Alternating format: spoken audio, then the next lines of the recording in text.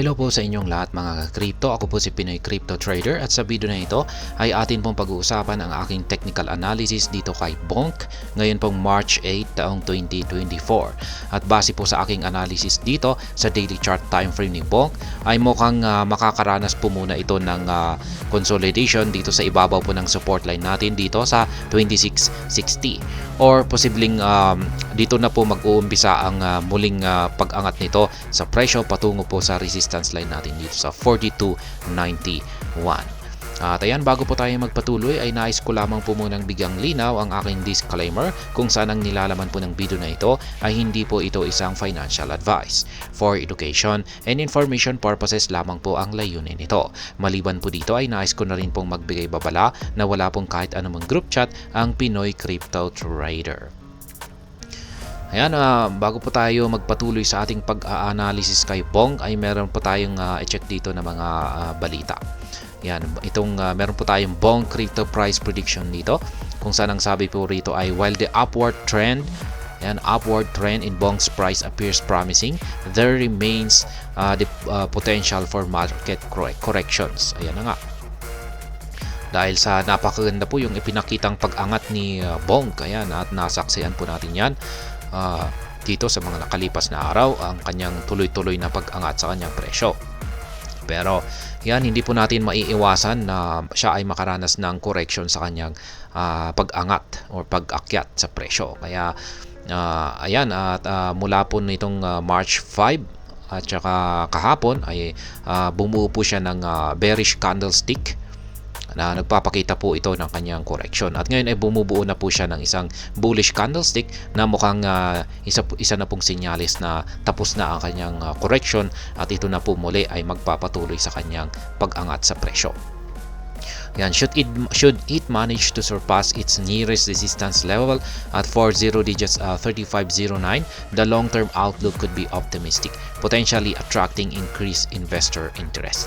Kaya yan, sabi rito ay kung nalampasan daw po ni Bonk ang kanyang resistance level sa 40 digits 3509, ito na raw po ang siyang magdudulot sa long-term outlook nito or pangmatagalan nito na optimistic na performance. Yan, ibig sabihin ay tuloy-tuloy po yung kanyang magiging pag-angat sa yung kanyang pag-akyat sa kanyang presyo.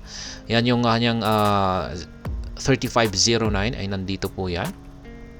Ayan, 35 nandito po yan sa mga 3509, nandito po yan yung tinutukoy niyang resistance. Pero yung sa atin po ay nandito sa 40 digits 4291.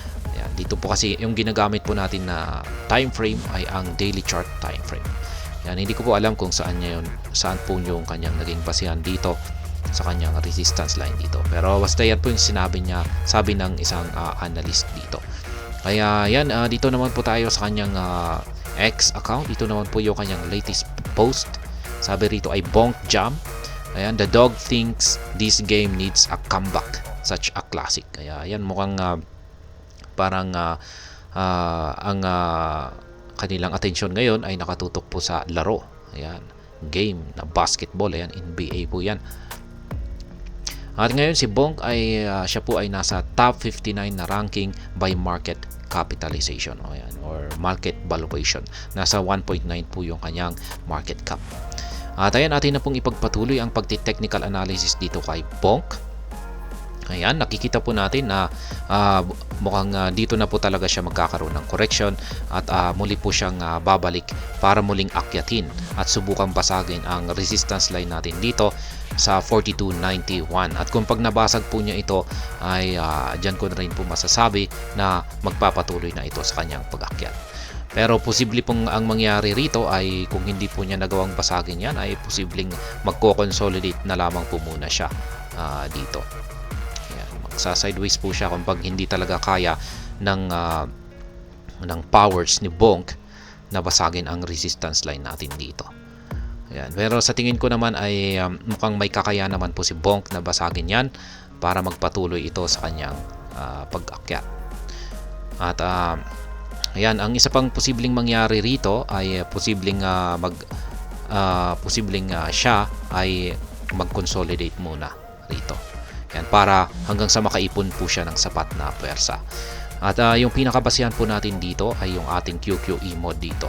Yung ating Hall Street Indicator dito ay bullish naman po yung kanyang ipinapakita rito. Ibig sabihin ay uptrend. Yan, uptrend pa rin ang market direction nitong si Bonk. Yan, yung overall, yung kabuuan po niyang trend direction ay uptrend. Ngayon ay dito po sa ating QQE mode indicator ay mapapansin natin na lumiliit yung kanyang sukat. Yan, ibig sabihin ay talagang nanghina yung bullish momentum nitong si Bonk.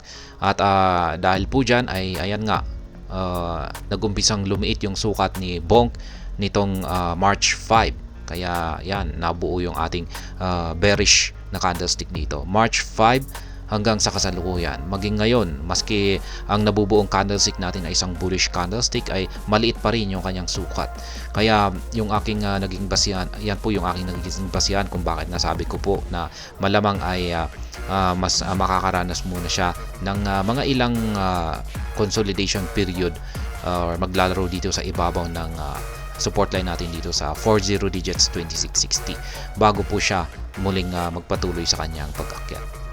Yan. Kapag nakita na po natin na lumalaki na yung sukat ng nabubuong QQE bars natin dito, ayan ay sinyalis na po na yan na po talaga ang mataas na po talaga ang posibilidad na magpapatuloy na sa pag-akyat itong si Bonk. Kaya, yan po ang aking analysis dito sa daily chart time frame ni Bonk. Mukhang patapos na yung kanyang correction at naghahanda na ito para umakyat sa mga susunod na araw. Ito naman po yung kanyang weekly chart time frame. Medyo kulang po yung ating datos dito. Kaya tayo ay mas nakasalalay po sa pagti-technical analysis gamit ang kanyang daily chart time frame dito. At ayan po ang aking technical analysis update dito kay Bonk sa araw na ito. Sana po ay inyong nagustuhan ang aking paliwanag dito. Kung inyo po itong nagustuhan, pakiclick lamang po ang like button nito. Para naman po sa mga bago lamang dito, kayo po ay aking inaanyayahan para mag-subscribe. Pakiclick na rin po ang bell icon nito dahil ito po ang siyang magsisilbing notification nito sa mga bago kong videos na akin pong ina-upload sa aking YouTube channel na ito. Marami pong salamat sa panunood. Ingat po tayo lagi at God bless po sa ating lahat.